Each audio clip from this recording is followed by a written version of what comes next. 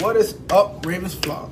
Huge shout out for your support for the 410 Sports Talk. Chance and Glenn are the best in the business. They're killing it right now. They love talking Raven talk. Make sure you go subscribe to their channel. Let's go Ravens. Big trust. Welcome in everybody to another episode of 410 Sports Talk. I'm Glenn Martin here with my co-host James Haskell. In this episode, we're going to dig a little deeper on one of the Ravens' recent draft picks and find out a little bit more about a newcomer to the team. So excited to get into that. Jimmy, how you doing tonight? Doing good, man. Excited to talk about this. And I think this is really important because scouting reports are cool. What the Ravens, the Ravens front office says as to why they like the guy is cool. But getting it straight from the source is to us, I think, the highest fidelity information that we can get. So we're excited to bring in an expert on the Stanford Cardinals football team. But before we do, Glenn, I want to reciprocate. You doing all right? Hanging in there on a Tuesday night? Doing well. Watching the Orioles battling it out once again with the Tampa Bay Rays. So let's hope they can get off the slide they've been on as of lately. Yeah. If Glenn seems a little down tonight, it's because his Warriors are down 3-1. But my Warriors, they're not my Warriors, but they do have my favorite player on their team. Yes. That is true. That is true. Anyway, all that being said, we're here to talk about Kyu Blu, of course, the cornerback from the Baltimore Ravens, recent draft pick, and to get the skinny on the good, the bad, the ugly, the otherwise. And in order to do so, we are bringing in our guy, new friend and guest on the show, Kevin Borba from All Cardinal SB Nation. Kevin, how are you doing tonight, man? I'm doing good. I just have one little quarrel. Didn't realize there was a Warriors fan on the show. That would have been nice to know before I came on. You're speaking to a Laker fan. So a little disappointed to hear that from you, Glenn, but it's fine. Man, I accidentally set you up for that one, Glenn. Look, I just want to clarify, not a Warriors fan. No, he's not. But I'm a players fan when it comes to the NBA. But hey, look, I mean, I got love for players on both sides. But yeah. Hey, but it should be a good series. As long as that little corgi on my timeline is wrong, I don't care. I keep seeing the 3-1. He's been right so far, and it's really making me nervous. But oh man, yeah, no doubt. Hey, if there's any team that can do it, you think the Warriors would certainly be one of them. But thanks so much again for coming on with us. It's the same question we lead off with every time when we bring someone on to ask about a draft pick, and that is, we can watch highlights and read scouting reports, but what type of a guy are the Ravens getting? What type of teammate are they getting? Is this going to be a guy who can contribute in the community? What can Ravens fans expect? Yeah, I think you're getting a great guy. There's something different about Stanford guys in terms of the people they are on and off the field. On the field, they're usually one of the more physically dominant players, or IQ wise, they're always really smart on the field, and off the field, they're world-class humans for 99.9% of them. To get into Stanford, it's no walk in the park. You kind of have to be a well-rounded human. And so I think you're getting that in Kyu Blu Kelly. He's a leader of the team. I think he'll step in right away and kind of probably draw the attention of the secondary in terms of like, he'll be easy to get along with. He's a Bishop Gorman guy out of Las Vegas, and so he's used to playing at high level football at all levels. And so you're getting a leader, a confident player for sure, and he's got a great name. So if all else fails, he's got a great name, and so that should help, right? Yeah. There you go. He's got that to lean back on, right? But literally, I mean, obviously he's got the bloodline as well with his dad being an ex-NFL player. Really, one of the things I want to talk about is, he was a mid-round pick.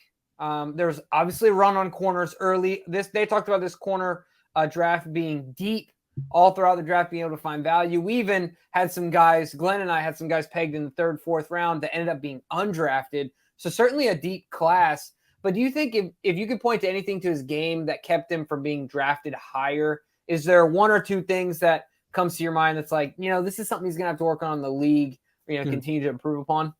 Yeah, I think going up against faster receivers has kind of proven to be an issue for him. He's a D1 athlete, so they're all athletic in some sort, but he has speed. It just, if they get by him, there's a good chance he probably won't catch up to them.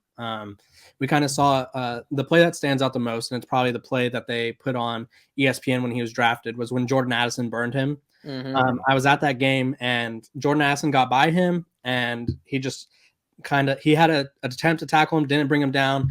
But yeah, he just struggles to bring down the quicker guys. And then he can get physical, but obviously the bigger receivers are they're difficult for everybody. But I think the thing that hurt him was, one, the team itself was bad. So as a whole, they were all getting burnt in every aspect of the game. Prior to the season, if you go and try to, I'm sure if you scroll down my work over at All Cardinal, you'll find one of those previous mock drafts. He was a late first or second round prospect heading into the season. And so I think just the year that the team had, no one really shined. Tanner McKee, obviously this isn't an Eagles pod, but he was a first round mock as well prior to the season. It just didn't work out. And so I think the combination of Stanford always being kind of burnt by their defense line not getting pressure, good quarterback play in the Pac-12, and the receivers are just elite in the Pac-12. And so I think that kind of hurt him. But a good game to go back for Ravens fans. If you want to see like a class performance from Caillou Blue Kelly, look up Drake London from 2 years ago. He absolutely clamped Drake London. Drake London, I believe, was the first receiver taken, if I'm not mistaken, that in the year draft prior. And so Caillou Blue Kelly shut him down, really kind of displayed why he was a potential first-round pick. I just don't think he had the same, I guess, success this past season, which really hurt him. Well, one thing I think is going to be important for him in the initial part of the season to get himself on the field more often and certainly win the favor of Coach John Harbaugh is to become a special teams contributor. That's something that John Harbaugh virtually makes every rookie go through, no matter when they're picked, but certainly a guy picked as late as Caillou Blue Kelly. So what was his participation level on special teams throughout his career at Stanford, and what do you think how do you think he'll participate up in the big leagues? I think in terms of how he'll participate, I think anybody who wants to play in the NFL will do anything they'll have to do. If a coach tells you to be on this team, you got to be dishing out water cups the best you can. I'm sure everybody's going to be passing out those water cups like they're a prime Magic Johnson. But I really don't. This past season, I don't think he played special teams. I've only been covering Stanford for the 1 year. This would be my second. So don't think he played a lot of special teams. He was kind of a key contributor from almost the moment he stepped onto the farm, is what they call Stanford. And so I don't know if he's played a lot of it, but I'm sure as any young rookie who wants to play in the NFL, I'm sure he'll be more than willing to go run down the sidelines and tackle a punt returner or two.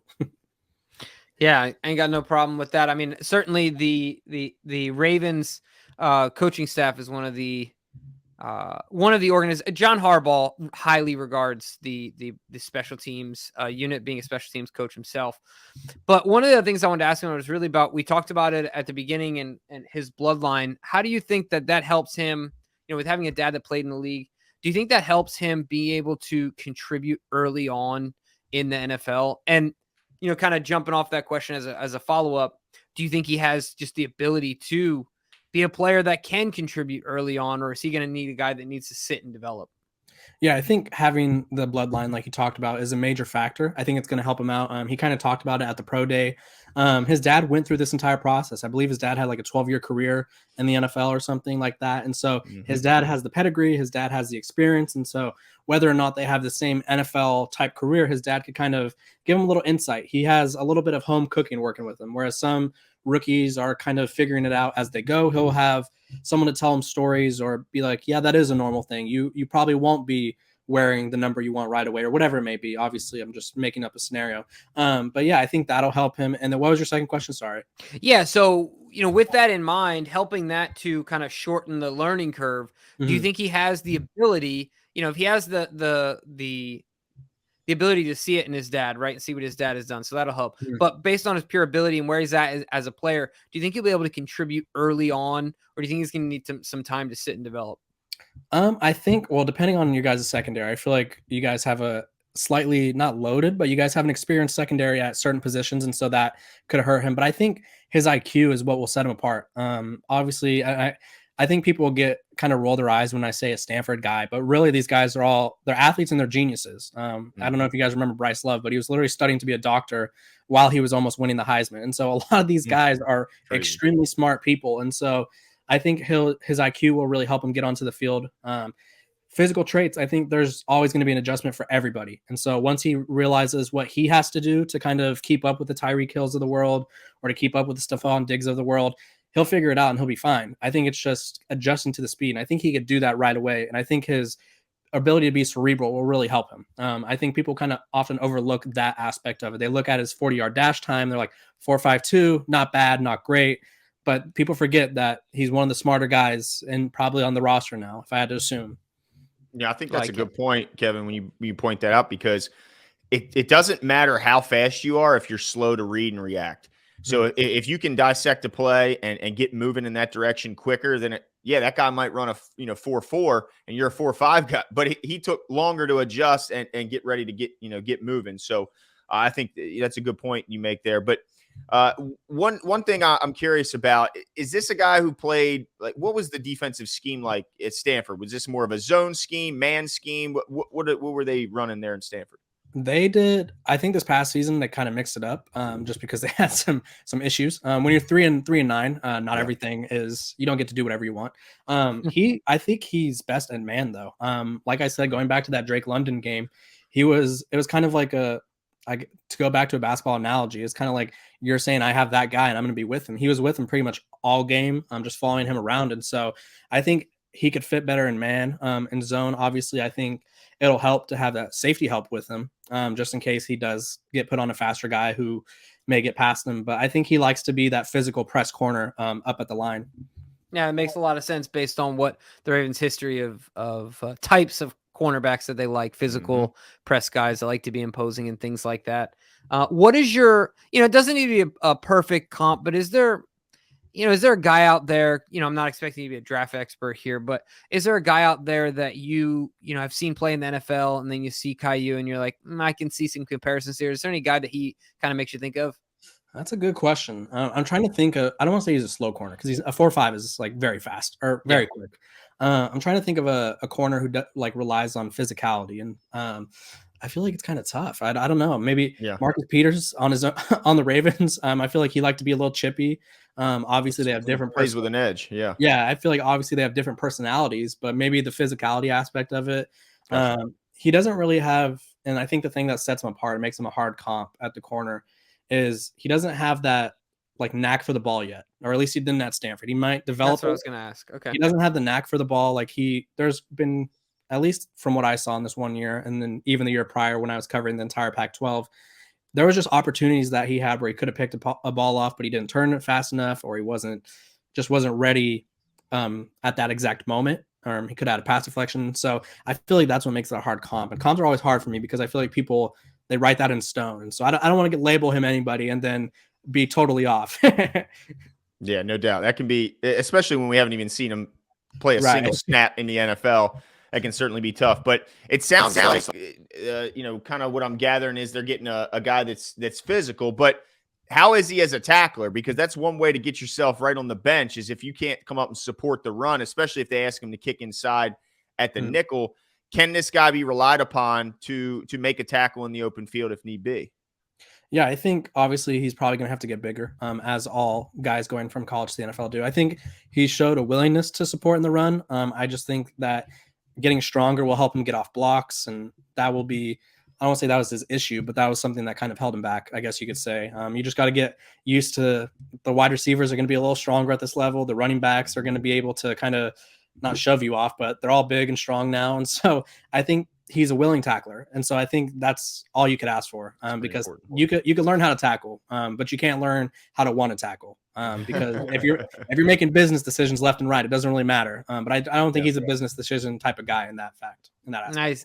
And then not so much like I did before with the player comparison, but a best case scenario, what do you see him being in a rotation? You see him being like a cornerback 2? You see him being a guy that's just a rotational guy that comes in a best case scenario, you see him as a regular starter. Talk to me about that. Yeah, I think he's got regular starter potential. I don't know if he'll ever be the best corner on your team. I think that's a ceiling, though. I don't think you get, which obviously mock drafts prior to the season are very, they don't matter. But obviously, people saw something in him to put him that high. There was moments of flash of him locking down Drake London or him being physical, making smart, savvy plays. And so obviously the potential is there. It's just whether he puts it together or not. And so I think at worst, he'll be a rotational guy. But I do think the future for him is he's going to be a consistent starter. I just don't feel like he's going to be a guy that kind of emerges into he only plays on special teams or something. I just don't see that happening to him. Yeah, well, it sounds like the Ravens might have gotten themselves something special late in the draft at a position where I think universally was pegged as the biggest area of need, and they didn't come out with many corners. So Caillou's going to have to certainly likely contribute, because even in years when the Ravens were so deep at corner, fans are going, man, they're going to have to cut a really good player. Injuries can happen at the blink of an eye, and all of a sudden you're picking from the scrap heap. So we know all about it, right, Glenn?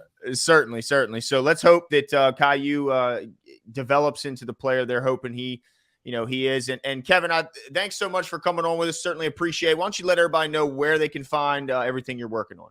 Yeah, you could find me at Kevin_Borba. I'm covering Stanford for SI's Fan Nation, and then I recently just started covering Colorado for Athlon, so I'm all over the board, just covering everything you need to know about the Pac-12, basically. Just follow me on Twitter, and you'll see some outlandish takes, some philosophical questions about random things. I guess I have random thoughts throughout the day. But yeah, follow me wherever. We can talk football, we can talk basketball, doesn't matter. Just as long as we agree that Glenn's Warriors need to lose. Awesome. Thanks so much for the time, Kevin. We greatly appreciate it and look forward to hopefully meeting up with you soon. I can already hear it now at the stadium, Glenn. If he becomes a mainstay here in Baltimore, they're going to be blue screaming every time he makes a nice tackle and interception thing.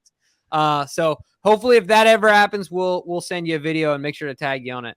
Sounds good. Okay, man. Have a great one. Thank you. Yep. Yesterday does not matter. You're looking forward to today. I'm looking forward to being a Raven. What are they getting? Everything out of me. They're going to get a Super Bowl out of me. Believe that.